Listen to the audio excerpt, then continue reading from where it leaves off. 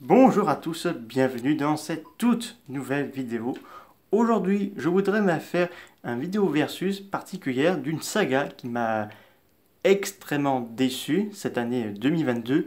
Je veux bien sûr parler de Jurassic World de Colin Trevorrow. Alors, quelle saga pourrait mieux concurrencer cette saga qui est devenue très stupide avec son réalisateur Colin Trevorrow qui est incapable de gérer un film? J'ai nommé Gamera, la trilogie de Shunsu Kaneko, la meilleure saga et trilogie qui marche beaucoup mieux que la saga Jurassic World de Colin Trevorrow.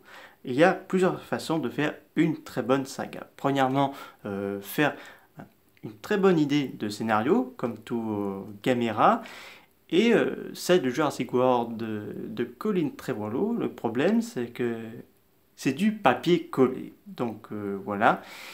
Parce que dans Gamera, dans cette franchise, c'est extrêmement bien exploité. Alors je veux parler des menaces. Alors on sait que la menace dans cette trilogie, ce sont les Gios, Légion et Iris. Alors Iris qui est une kaiju hybride, mais pas créée par des scientifiques comme le docteur Henry Wu qui a créé son Indominus pour faire la plus belle arme destruction massive, parce qu'il s'est dit dans sa tête, oh, on va mettre ceci, on va mettre ça, on va mettre ceci et ça. Bref, son jouet est en train de se casser la figure.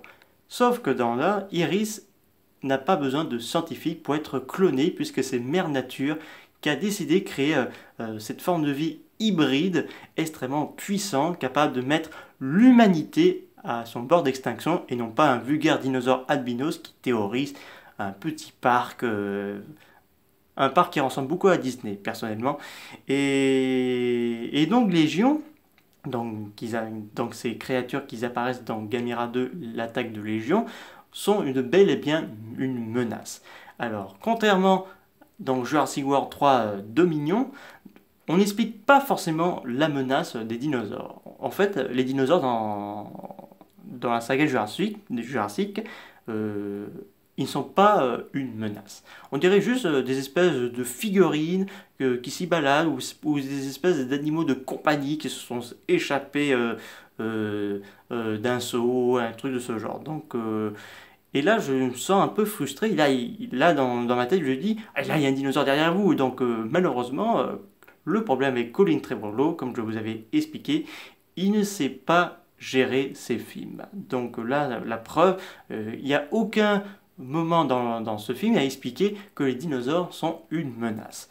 Dans les journaux de télévision, on vous parle seulement des trafics, la cohabitation, mais il n'y a pas de personnes qui manifestent pour dire qu'il faut éradiquer ces animaux car ils sont une menace à la fois pour la population humaine et pour l'écologie mondiale, parce que vous en doutez, que ces grosses bébêtes, ils vont un petit peu manger les plantes, les récoltes et tout, et les gros carnivores, ça va bien sûr s'attirer dans les fermes et tout. Bon, là, c'est pas énormément montré, donc là, extrêmement déçu de ce côté. Tandis dans la trilogie de Gamera de Kaneko, on nous montre la véritable menace, que ce soit les Gios ou les Légion. On va commencer par les Gios. Les Gios, eux, sont une véritable menace. Donc on explique dans les infos que ces créatures sont très puissantes, indestructibles, pas même les missiles peuvent les battre, et en plus surtout, elles peuvent se reproduire à la vitesse grand éclair et se propager dans le monde entier. Légion, qui est une forme de vie extraterrestre qui vient d'une autre planète, elle, c'est une véritable menace. Il peut pondre des espèces de plantes, enfin d'une graine qui pousse et qui est capable de propulser beaucoup plus d'oxygène et provoquer d'immenses explosions. Donc là, on a véritablement une menace. Gamera, quant à lui, bon, c'est pas une menace, mais il n'est pas là pour défendre l'humanité, il est là pour défendre la planète, car il faut savoir que la trilogie de Gamera, surtout le troisième, était énormément inspiré de Evangelion de Hideaki Anno, parce qu'il faut savoir que le Gamera est un peu un comportement d'une Eva, tandis qu'Iris, c'est une ange, l'ange de la mort. Il faut savoir que c'est la seule et unique kaiju qui possède un corps très mince. Et dans les dinosaures de Colin Trevorrow, la plupart d'entre eux ne sont pas bien exploités. Alors je veux parler bien sûr du T-Rex, qui est extrêmement devenu extrêmement très nul, je suis désolé. Là, je trouve dans le premier, elle était très intéressante, mais dans le deuxième, on aurait pu s'en en passer. Et dans le troisième, on aurait pu bien s'en en passer parce qu'elle ne sert quasiment à rien. Je suis désolé, elle ne sert quasiment à rien. Elle se fait même déglinguer par la plupart des grosses bestioles qu'elle rencontre. Donc, je suis d'accord avec certains youtubeurs, elle est nulle, elle n'est pas vraiment utile. Blue, qui est pourtant un personnage important, excusez-moi, dans cette franchise, que là, dans ce troisième, eh ben, elle n'est pas beaucoup non plus présente. Donc là, c'est extrêmement décevant. Côté casting humain, alors il y a un acteur que j'ai trouvé quasi presque inexistant, c'est Alan Grant. Alors il faut savoir que quand même les trois trios de Jurassic Park sont quand même âgés, parce que Alan Grant, à un moment donné, j'ai vu qu'il commençait à du mal à respirer parce qu'en force de beaucoup jouer, il avait du mal à reprendre son souffle. Et donc, c'est pas évident pour lui. D'après, j'ai entendu dire sur les lieux du tournage, c'était assez très tendu. Donc, ils auraient dû repousser encore plus le film parce que le film, personnellement, c'est pas fini. Dans Gamera de la trilogie de Kaneko, quant à les acteurs humains mais aussi kaiju, c'est extrêmement mieux géré.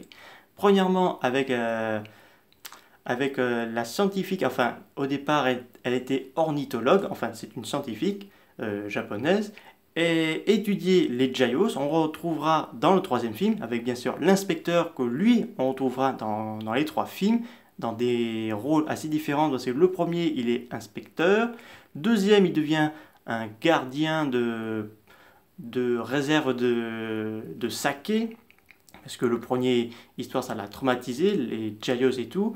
Le troisième il sera de retour pour l'arc de Iris, donc le troisième opus.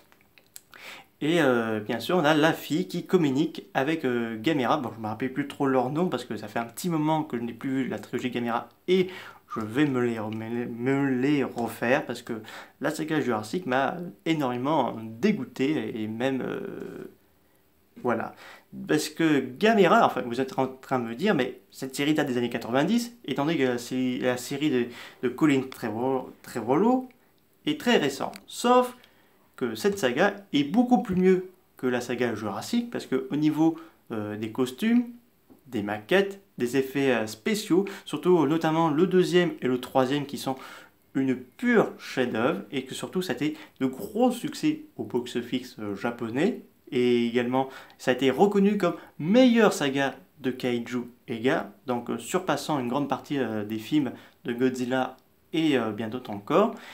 Tandis que la saga Jurassic, bon, vous allez me dire, oui c'est un gros succès et tout, sauf malheureusement, ce n'est pas un chiffre que ça fait un succès d'un film, parce que le troisième film Jurassic World 3 Dominion, c'est un pur carnage, le film est bâclé, aucun sens d'intérêt dans l'histoire, donc c'est le pire film de toute la franchise. D'ailleurs, de toute façon, comme je vous ai dit, la franchise Jurassic World est en train de se casser la gueule, excusez-moi le terme de ce mot, mais je ne peux plus supporter cette saga que je trouve tellement décevant, comment c'est devenu maintenant aujourd'hui, surtout avec la série La colonie du Crétacé que je trouve pas une très bonne qualité au niveau du dessin et tout, surtout que beaucoup de fans n'aiment pas énormément cette série. D'ailleurs, je considère cette série pour enfants, et non pas pour adultes, donc voilà. Et comme je vous ai dit, Colin Trevorrow est incapable de réaliser un bon film. C'est pour ça qu'il a été renvoyé dans le dernier film de Star Wars sorti en 2019, parce que tous les grands studios n'aiment pas ce réalisateur. D'ailleurs, même Legendary Pictures avait demandé à Universal de faire travailler avec eux, mais sans Colin Trevorrow, parce que eux, Universal, n'aiment pas énormément ce réalisateur, donc c'est pour ça qu'ils sont quittés définitivement, parce que Universal, pour eux, Colin Trevorrow rapporte beaucoup d'argent, et pour Universal, ils aiment guère la façon de ce réalisateur. Kaneko, lui, avait beaucoup plus de liberté que le réalisateur du deuxième film Jurassic World de Fallen Kingdom, parce qu'il y a eu Colin Trevorrow par derrière, c'est lui qui a fait le scénario et tout. Sauf que là, Kaneko n'avait pas de personne derrière lui pour sa trilogie de Gamera. Il était libre de faire sa trilogie. D'ailleurs, le deuxième film de Gamera rend hommage à Ultra Q. Le troisième, un hommage à Evangelion. Et le premier, quelques petits clins d'œil au premier film du Gamera 1965. La musique est très magnifique dans la saga de Gamera de Kaneko. J'ai beaucoup de frissons quand j'écoute énormément, donc là on a un vrai thème, tandis que dans le thème Jurassic World, j'en ai très peu, que j'ai conservé dans ma tête, mais vraiment très peu.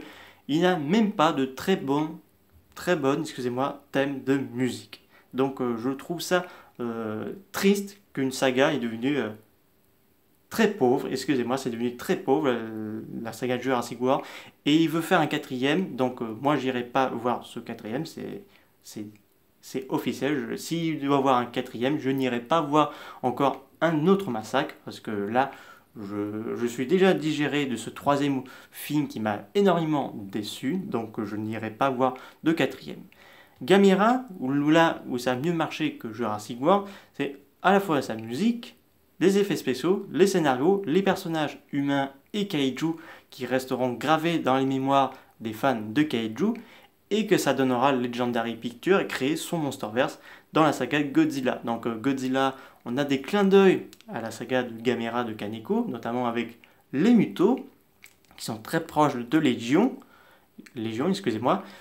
Kinjidora, alors il y a beaucoup de séquences, il y a une séquence enfin plutôt je voulais dire une séquence où Kinjidora déploie ses ailes dans une tempête, il y a un orage derrière lui, ça m'a fait penser à la scène où Iris jaillit hors des nuages et on a la lune derrière elle.